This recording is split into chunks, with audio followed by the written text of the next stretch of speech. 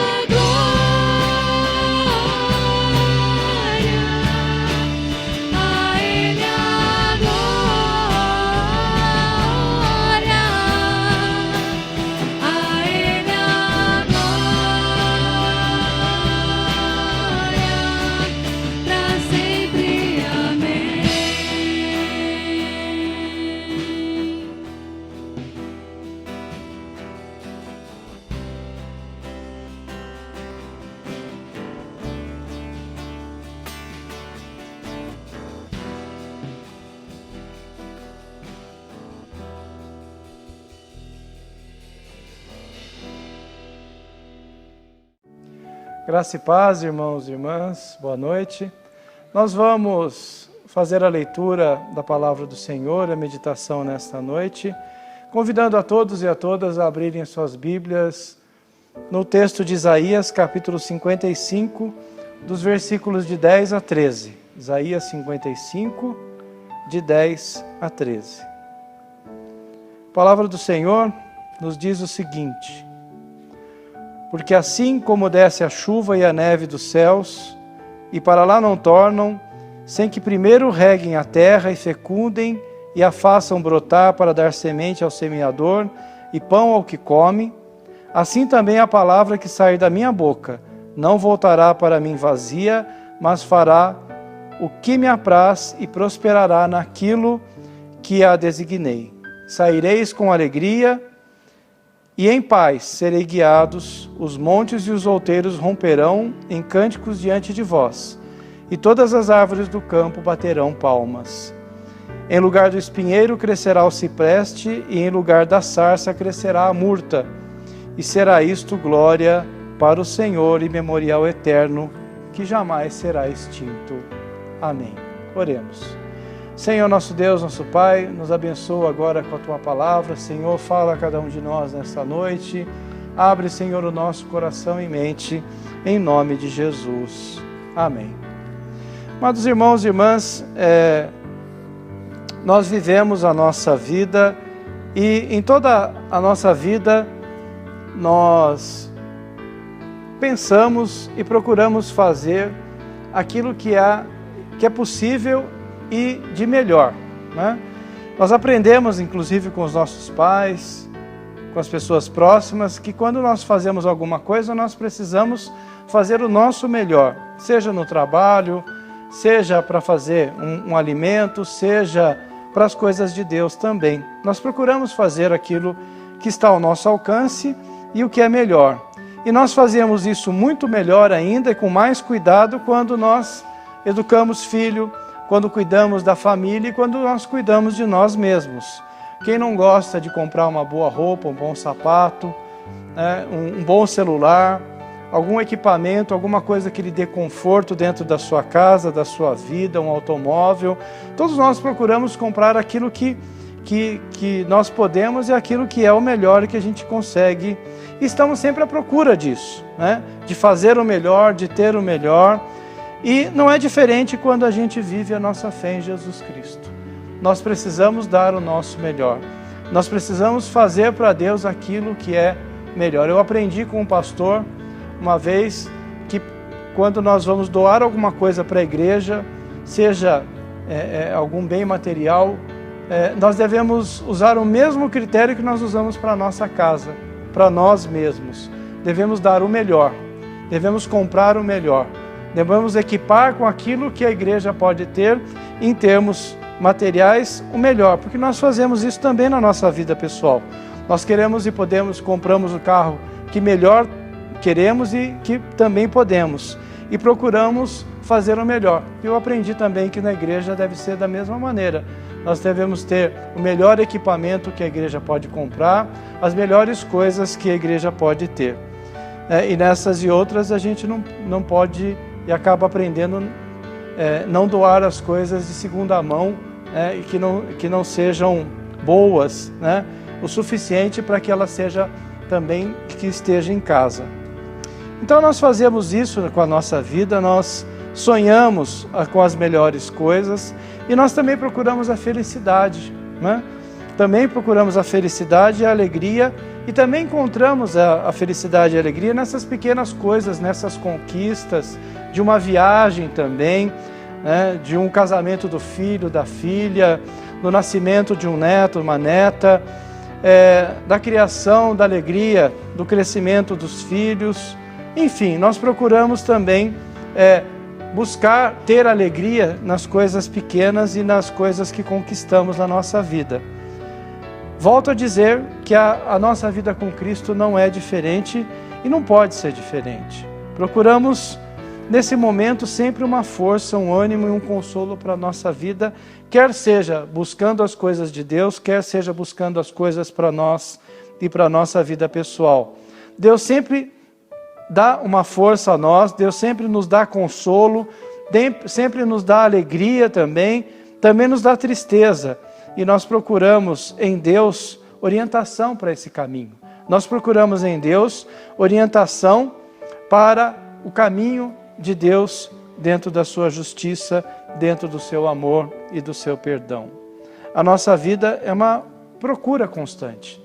E nesse primeiro momento eu gostaria que você lembrasse que nós estamos procurando alternativas agora para a nossa vida em pandemia. O ser humano está sempre em busca constante, procurando coisas que seja melhor para si e melhor para os seus.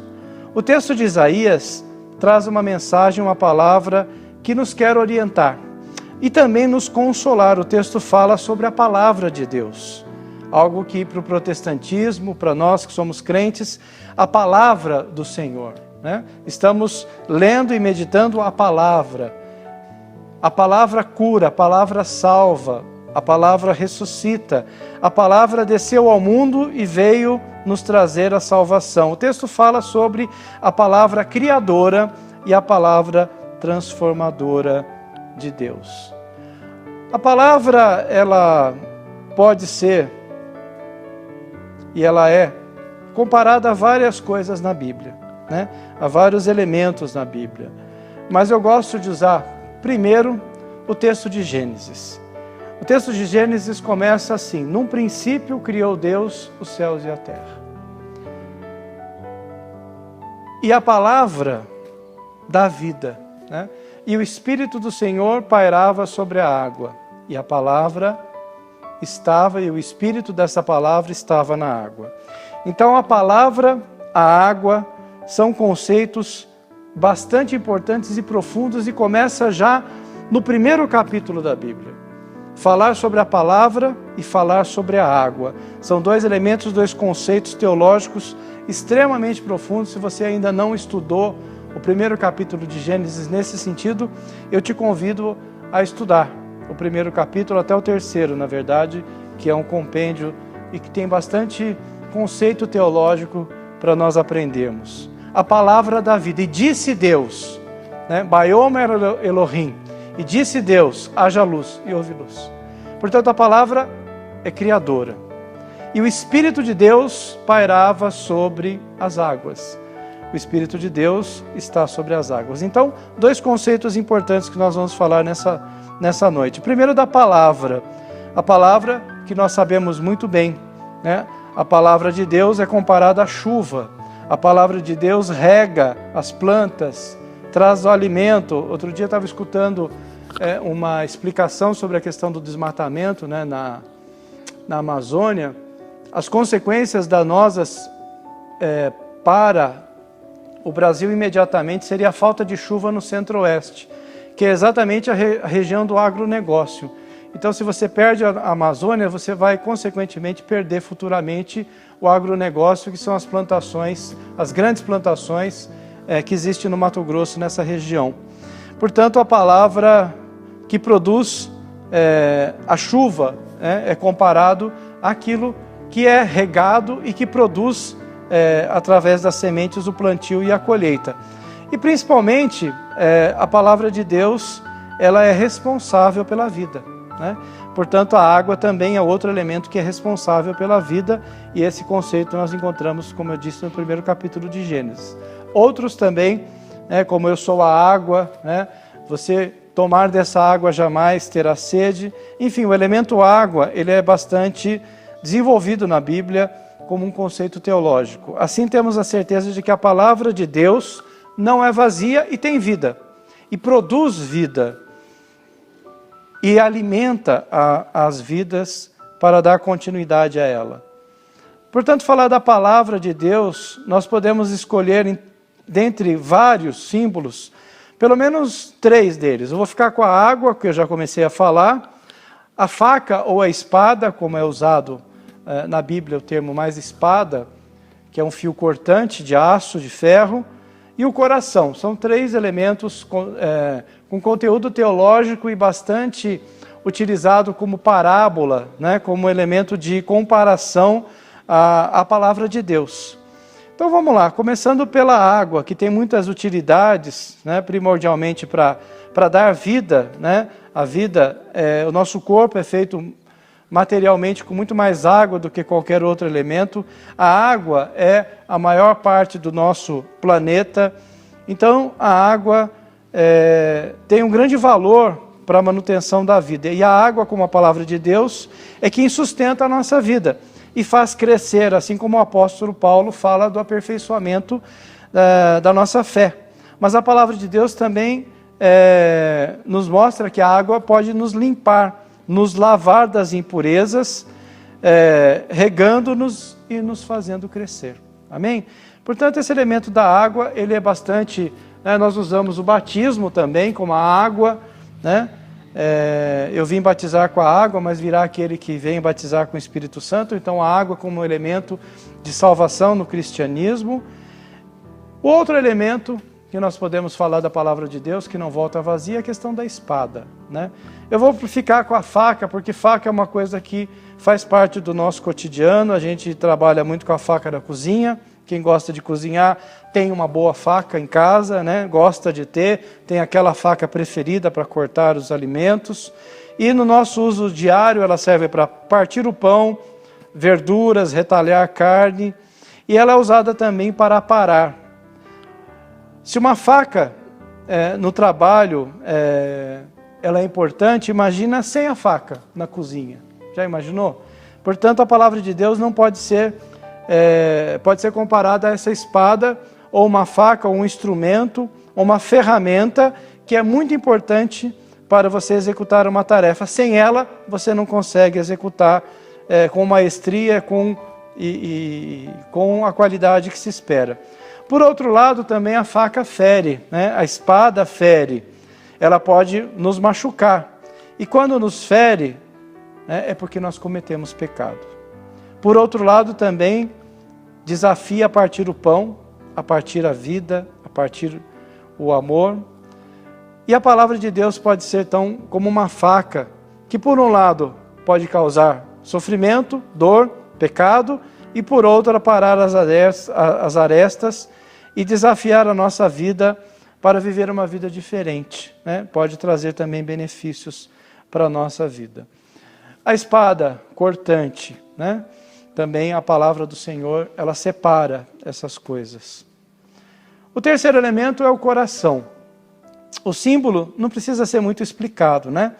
Ele fala da vida, fala do amor, fala do carinho. O coração tem a ver com a capacidade de respirar e de viver do ser humano. O coração é o item importante no Antigo Testamento, porque dele provém exatamente do coração, provém as coisas boas e as coisas ruins. Falamos do coração quando amamos, falamos do coração do ser humano, pensando o passado, o presente e o futuro. Parece que no coração estão as coisas do pensamento e do sentimento no Antigo Testamento. A palavra de Deus também é como o coração. Ela traz amor, ela traz consolo, ela traz ânimo.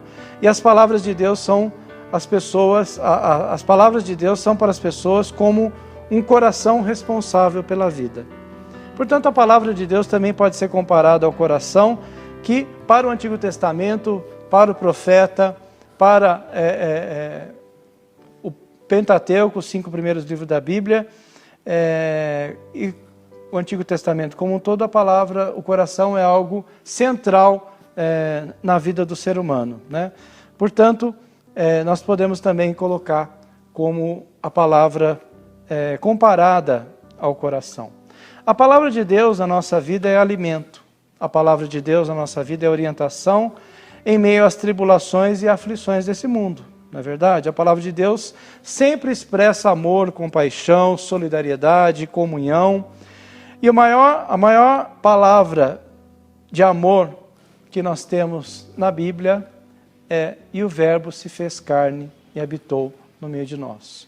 E o Logos se fez carne. Portanto, a palavra, que é traduzida no português como verbo, se fez carne e habitou no meio de nós. Se no primeiro capítulo de Gênesis a palavra, o Espírito do Senhor pairava sobre a água, no Novo Testamento a palavra que veio da água, agora ela vem em carne e osso, né? A palavra de Deus se fez carne e habitou no meio de nós. Eu acho que essa é a melhor definição sobre palavra, porque coloca e simboliza e representa o amor de Deus para com a humanidade. É a palavra que expressa solidariedade, é a palavra que dá salvação e que traz salvação para nós. Essa palavra é o amor de Deus por meio de Jesus Cristo. A palavra veio e encarnou no mundo. Uma palavra que foi capaz de dar a sua própria vida para levar a salvação e o perdão dos pecados. Amém? Esta palavra que nós estamos falando nessa noite. É dessa palavra que eu e você nos alimentamos todos os dias da nossa vida e que precisamos focar a nossa vida sobre ela. É sobre a palavra. Outro dia, eu trabalho num lugar que as pessoas sabem que eu sou pastor, muito bem, é para saber mesmo. E aí teve uma discussão aí alguns meses atrás sobre a questão dos terraplanistas, lembra? Que a Terra é plana e que parte da Bíblia e tudo mais, aquela conversa toda. E estavam lá comentando isso no grupo das piadas que tem lá onde eu trabalho. O pessoal da zoeira comentando, não é porque eu sou terraplanista, não acredito. Aí o professor de biologia falou que absurdo, não sei o quê. E eu só ouvindo, né, deixando o povo correr solto lá nas discussões. Até que falaram da Bíblia. A hora que falaram da Bíblia, eu falei, bom, agora eu vou entrar na conversa.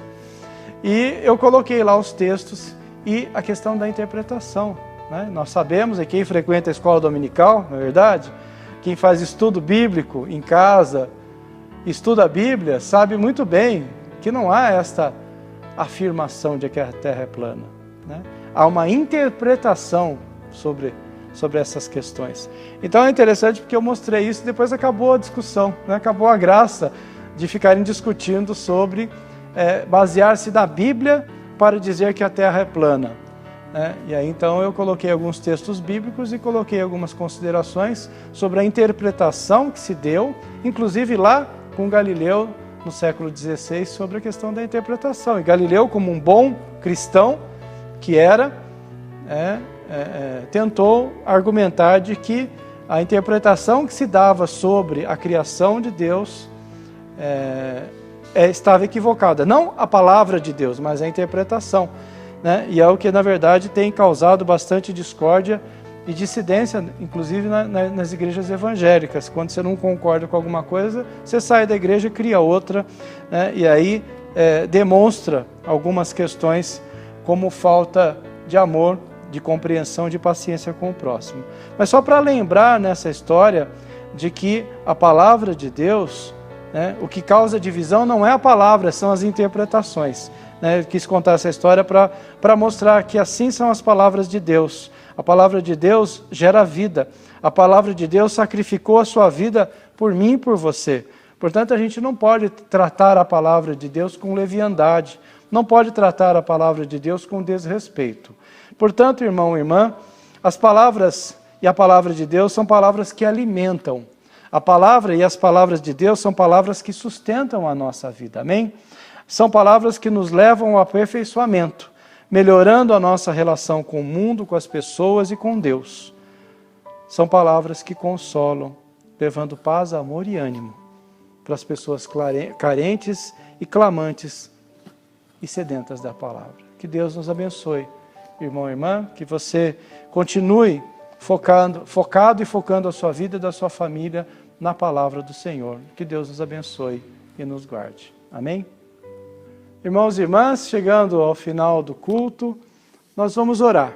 Orar para que a palavra do Senhor frutifique na nossa vida, cresça em nossa vida e multiplique para a honra e glória do Senhor. Oremos.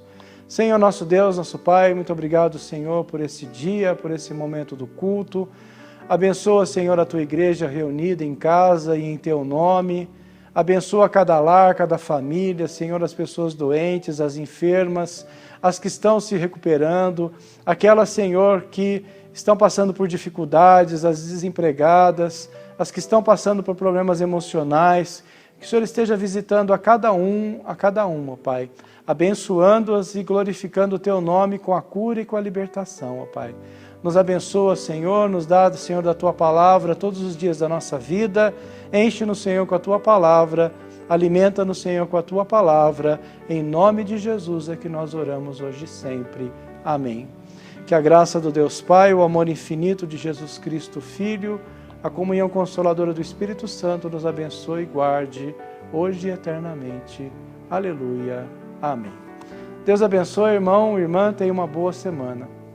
Até mais, se Deus quiser.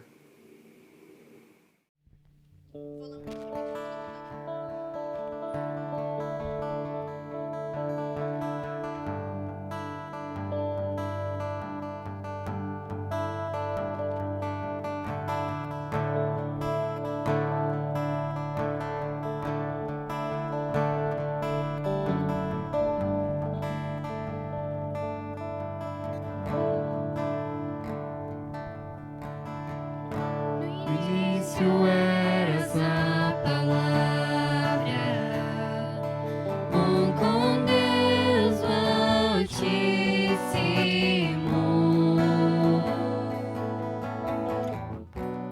o mistério de tua glória, Cristo em ti se revelou. Oh, quão lindo esse nome é! Quão lindo esse nome é, o nome de Jesus, meu Rei. Oh, quão lindo esse nome é, maior que tudo Ele é. Oh, quão lindo esse nome é, o nome de Jesus.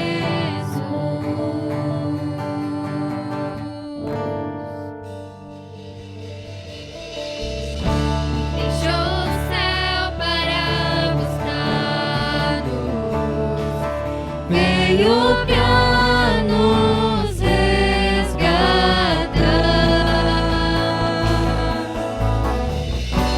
Amor maior que meu pecado, nada vai nos separar. Oh, quão maravilhoso é, oh, quão maravilhoso é o nome de Jesus, meu Rei. Oh, quão maravilhoso é, maior que tudo Ele é. Oh, quão maravilhoso é o nome de Jesus. Quão maravilhoso é. Nome de Jesus.